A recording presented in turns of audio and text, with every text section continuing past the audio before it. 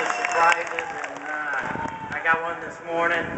Brian Barnhart is not feeling well this morning, and so he asked me to come up and read the driver notes that he's prepared. I can tell you that I can promise you, as a matter of fact, that he will be at the helm and in charge for tomorrow. So, welcome to the easy.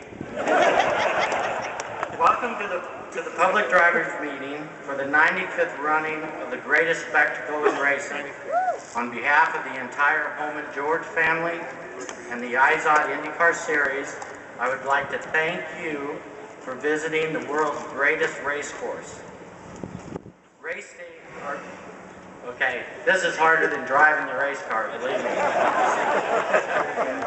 I would also like to thank all the employees of the Speedway that worked so hard to make this place so special, as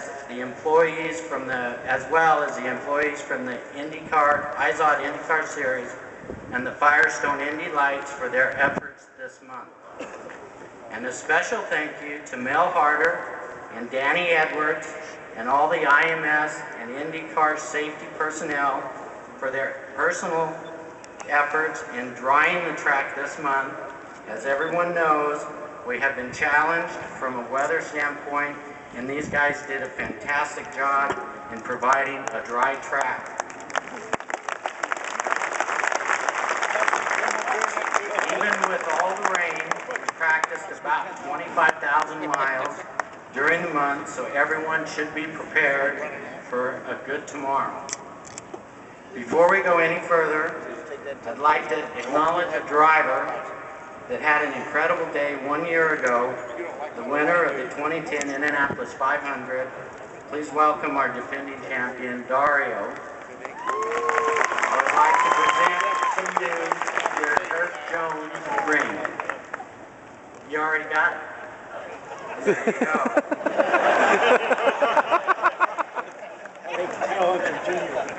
Page 2.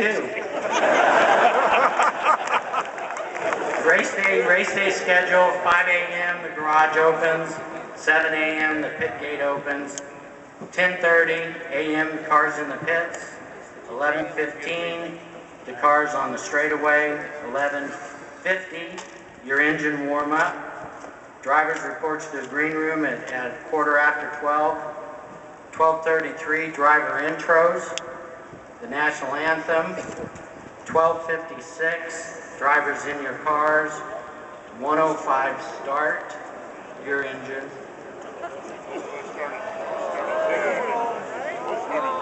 That's not what the notes say. Okay, we'll skip that. The fuel allotment is 187 gallons, 100% fuel grade ethanol. There is no toe-ins after 180 laps. We will just clear the track and resume racing as quickly as possible. You may work on your cars in the garage area and rejoin the race, but not in the last 20 laps. Make a note of the fire truck stations, locations, and yield to the safety vehicles when they are dispatched. Your race starting tires can be scuffed or new Firestone Firehawks. Spotters in turn 1 and turn 3, use them, but don't rely on them to drive the car for you. You have the control.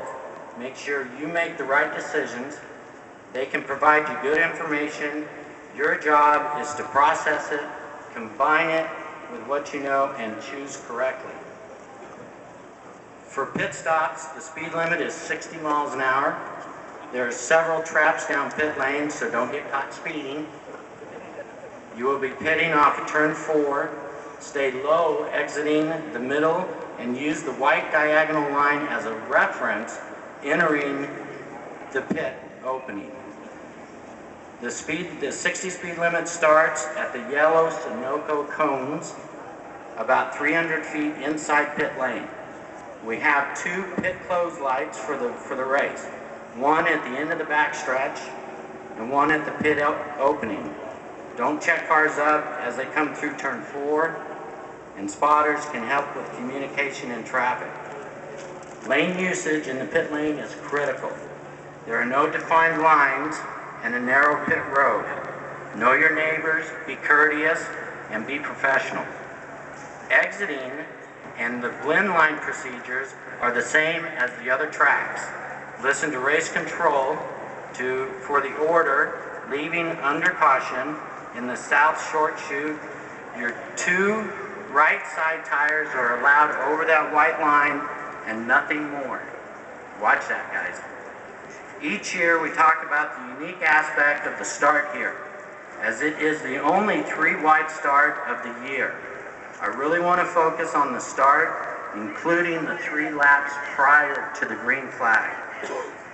With this being the 100th anniversary of the first running of the Indianapolis 500, I want to see 11 rows of 3 for 3 laps.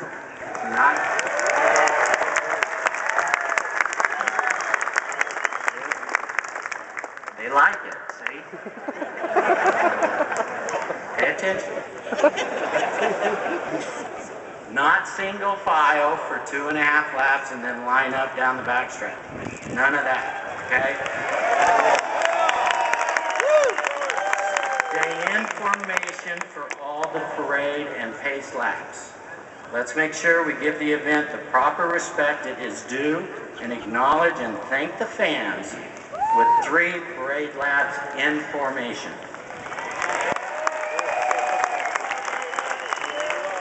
For the start, AJ will be leading at 10 to 150 mile per hour through the north end.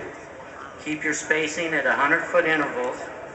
We are 3 abreast, so give room to the guys on the top side. No passing until the start-finish line. Alex has earned the pole and the responsibilities with it. He will pace the field down the front straightaway. Respect his position as pole sitter. Patience is key with common sense. As has been said for 95 years, you can't win the race on the first lap, but you can sure lose it. Be prepared for sparks from the titanium skids, blocks early when everyone is full of fuel. Just like most other starts, and maybe even more so, be prepared to slow down entering turn 1. There will be a stack up of cars funneling into the first turn. You can't have the expectation of running flat out and not lifting. Don't waste a month's worth of effort, time, and money by crashing in turn 1 of the first lap. Leave yourself some space and get off to a safe start. Remember, it doesn't matter whose fault the first lap accident is, everyone involved has had their race ruined. Let's get through the south end cleanly and safely. For restarts, we've had a great deal of discussion about this procedure. We will be restarting in double file formation. The leader can choose the grid driver's left or right. Everyone will light up accordingly behind the front row. The speed will be faster than the initial start. Pace car off the end of the front straightaway with 1 to go. As you go down the backstretch, you need to get into formation in rows of 2, preparing for the restart. We discussed that about the black flag board back there. Start getting lined up back there. Leader will pace the field around to exit of turn 3. The restart acceleration point will be as you enter turn 4. You may pass after the green flag waves on the starts. So your double file going into 3. Once you get on the north end down there, you'll see that the orange triangles, the leader stands on it there. You're free to race from that point forward. As we will, I can't keep it straight, huh? As we will be double filed, you will have to make sure to take care of each other as you enter and go through turn 4 and head down the front straightaway, straight into turn 1. There will be a great deal of congestion in that corner. We will sweep the groove at every opportunity to help with the marbles. Watch for sweepers and broom trucks at either end of the track They're both going to be running under yellows on both ends, so we're going to be trying to sweep it as much as we can. There is no blocking or defending. Do not impede the progress of the car behind you by weaving or switching lanes. Don't move your car in response to a following car. You can only be on the inside half of the track if you are attempting to pass. Make sure you don't pinch someone who goes on the outside. If you're going to commit to a pass, do it soon enough to get beside them. Anticipate your time and passes. Put yourself in a position to compete for the win at the end of the event. This race is won by survivors and smart thinkers, not just the fastest race car. Control your own destiny with good decisions and respect and common sense. As we celebrate the 100th anniversary of the first running of this great race, another anniversary of sort takes place this month. This one virtually goes unnoticed and is taken for granted at this point. But this is the 10th anniversary of the very first installation of the safety barrier. Under the guidance of Tony George and Indycar Safety Committee, along with the University of Nebraska, the safety barrier was installed at the Indianapolis Motor Speedway in time for the 2002 Indy 500. It was a monumental accomplishment and is perhaps the greatest safety innovation in our sport. It's at every oval you go to and watch on. It's a great thing. It is just another example of the leadership of the Speedway in development and innovation.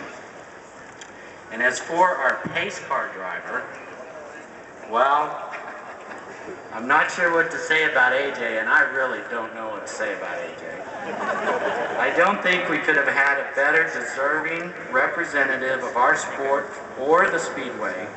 AJ, your record is unsurpassed. Literally unsurpassed. Get it?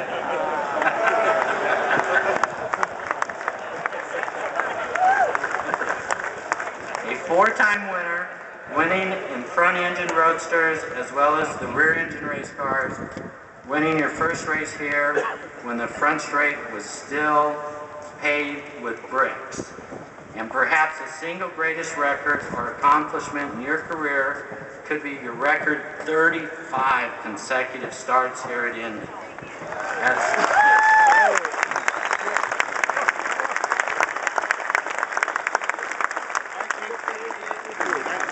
Spanning 5 decades, the 50s, the 60s, the 70s, the 80s, and the 90s. Wow. We are honored to have you lead the field. In closing, I would like to thank all the fans for their attendance and support, and I want to wish each and every driver and team the best for a great race tomorrow. Take care of each other, use your heads, let's be safe, have a fast race. Thank you.